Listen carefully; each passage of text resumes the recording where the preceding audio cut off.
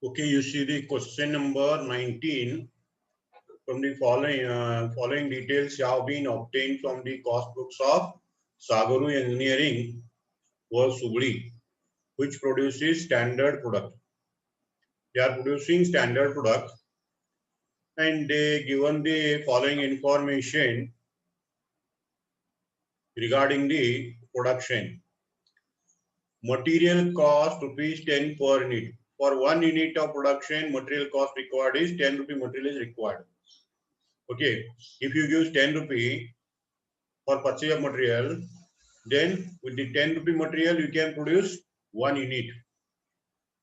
Okay, then you multiply by the number of units required produced, then you will get the material cost. Then labor hour required per unit is 2. To produce 1 unit of product, you requires 2 hours of labor. Means the worker has to work for 2 hours to produce a product. Okay. So labor cost per hour is 5. Then what is the cost per unit of product related with labor? So 2 hours required, 1 hour labor rate is 5 rupees. Therefore, you multiply these two, you will get the labor cost per unit. So labor cost per unit is 2 into 5, 10. Material cost per unit is 10. In the same way, labor cost is also rupees 10. But what happens? Scrap 10% of raw material input. There is a scrap of raw material input. Means whatever you put in the process of production as raw material, 10% becomes the scrap, means useless. Okay. Therefore, you have to give additional raw material. Whatever 10 rupee raw material gives, that is not enough to produce the required number of units. Therefore, suppose you give 100 kg of raw material. That is consider you give 100 kg of raw material. Out of that 100 kg raw material, 10 kg is scrap. That is 10%. 10 kg is scrap. Then productive material is only 90. Okay. If you purchase 100 kg, out of that 100 kg, 10 kg is scrap, productive material is 90 kg. Okay. On the basis of this productive material, you have to calculate the total required material. Total required material. Okay, the total required material is to be calculated. And the normal idle time is allowed is 10%. Means the worker continuously will not work. Whatever time given, in the time given, the worker continuously will not work. He takes rest in the middle due to so many reasons. That is called as idle time. So for every 100 labor working hours, labor remains idle without work 10%, means 10 hours. Then working hours of laborer is 90. For every 100 labor hours, 10 is idle and real working hours are 90. On the basis of these two factors, you have to calculate labor cost and material cost. Labor cost and material cost. Okay. And works overhead is 60% of wage. Directly calculate 60% on wage. It is possible. And administration overhead is 30%. 30% on work cost. So you calculate 30% on the work cost means factory cost. Then selling cost means selling expense. Selling overhead. Selling overhead is 20% of selling price. 20% of selling price means for every 100 rupee selling price, 20 rupee is the selling expense. Selling expense. If suppose 100 is the selling price, 100 is the selling price of the product. For every 100 rupee selling price, 20 is the expense. Means in that 100 rupee, there is a 20 rupee selling expense. Remaining 80 is related with profit and other costs. Okay. And unit produced are 18,000 units. You produced the 18,000 units. 18,000 units produced and sold are 16,000 units. 16,000 unit means for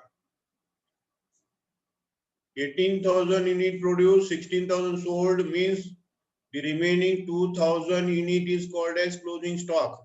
They have not expressed regarding closing stock. You have to calculate the closing stock. Produced is 18,000 unit. Out of 18,000, 16,000 units sold.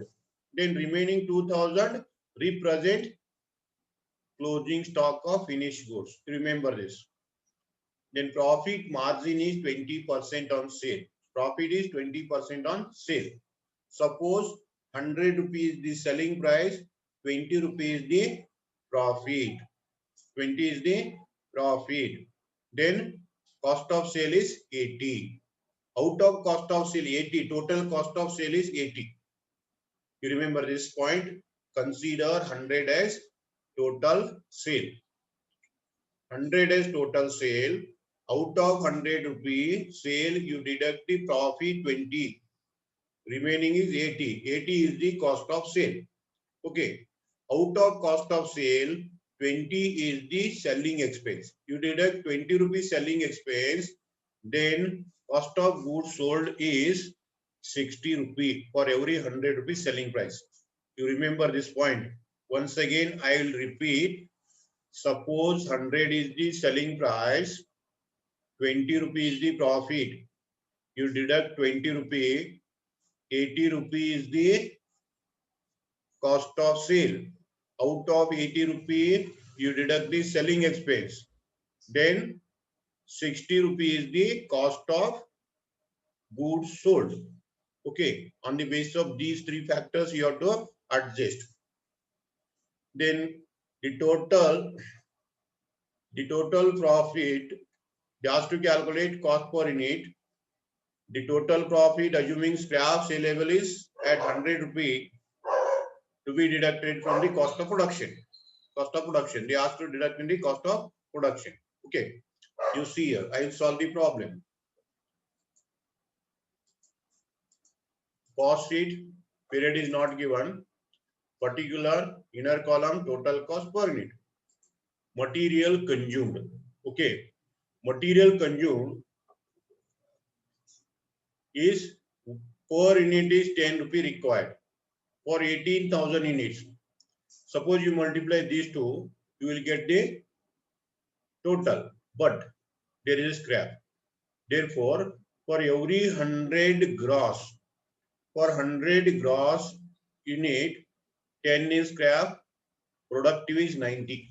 Therefore, for every 90 productive, 100 is the gross.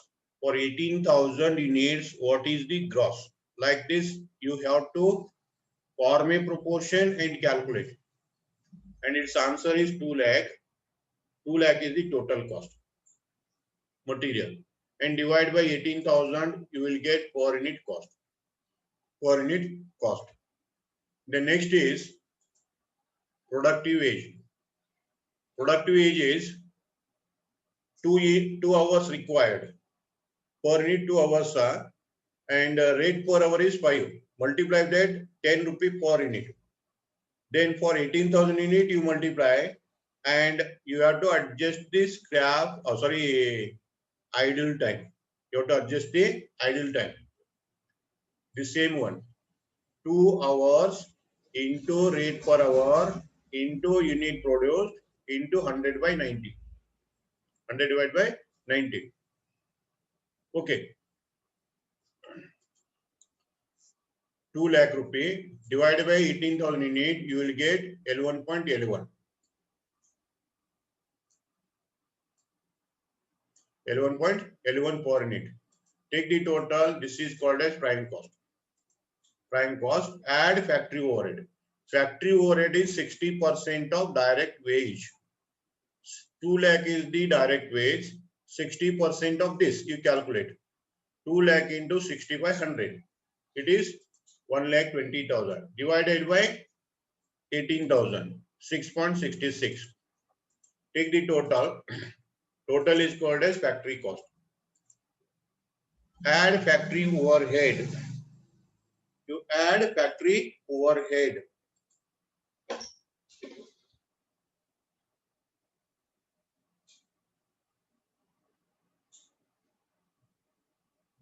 You add factory overhead. Factory overhead is 30%. 30% on factory cost or work cost. You calculate.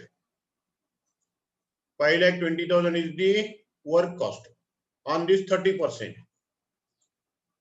1,56,000 divided by 18,000 in it. 8.67. So you take the total, you will get the 6,76,000 total, and out of this you deduct the scrap as given in the problem, 100 rupee. You deduct the 100 rupee, cost of production is 6,75,900, 37.55 is the per unit. This is cost of production. This is cost of production. You take unit produced in the inner column. You take unit produced in the inner column, 18,000. Okay. Then less closing finished stock. This is not given in the problem directly. You have to ascertain it. You have to ascertain it. That is 2,000 into 37.55 is the cost of production per unit. Multiply this, you will get the answer. 2,000 unit is the closing stock. Value is 75 to 100. You deduct this, per unit will not come. So 16,000 units are sold. Units sold is 16,000. Amount is 6,800,000. You divide by 16,000, per unit is 37.55. Then selling and distribution overhead. Cost of goods sold is 6,08,000. Cost of goods sold is 6,08,000 into 20. 20% is selling and distribution expense. Okay. 20% divided by 60. How I ascertain this 60? Out of 100 rupee sales, you deduct the percentage of profit and percentage of selling expense. Out of 100 rupee, you deduct the percentage of sales, percentage of profit, and percentage of selling and distribution expense. 20, 20. Remaining is 60. So for 60 rupee cost of goods sold, 20 is the selling expense. Therefore, for 6,08,000, this will be 2,06,66. Then per unit is 12.52. Take the total. This is called as cost of sale. Then you take the profit. Profit is 20% on sale. For every 100 rupees sale, 20 is the profit. It is the cost of sale. It is the cost of sale. On the basis of that, you take 8,01,066 into 20 by 80. 20 is the profit. 80 is the cost of sale. 100 rupees the selling price. Profit is same. 2,06,67. Per unit is 12.52. Take the total. This is called as sales. Okay, this is called as sales. This problem is little bit complicated. You go through video repeatedly and try to understand the problem. And suppose you have doubts, you can ask the same problem during the offline class. During offline class, I will clear your doubts which are not possible to solve during the online class. Okay, thank you.